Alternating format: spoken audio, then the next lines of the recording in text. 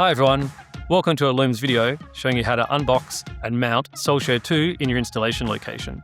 Always consult the SolShare installation manual for more information. Let's start by preparing these supplies and specific tools. Other tools from a standard solar installation toolkit will also be required.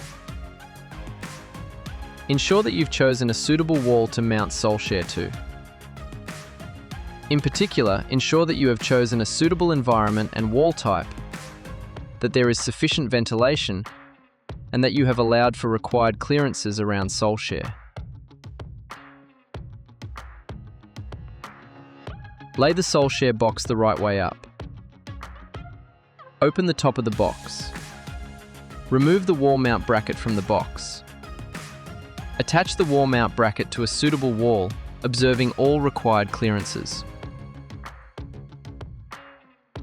Use at least 4 fixings, with at least 1 fixing in each quadrant.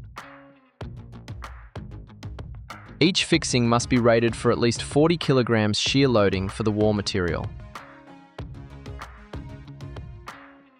The protrusion of fixings must not exceed 13 millimeters from the wall plate.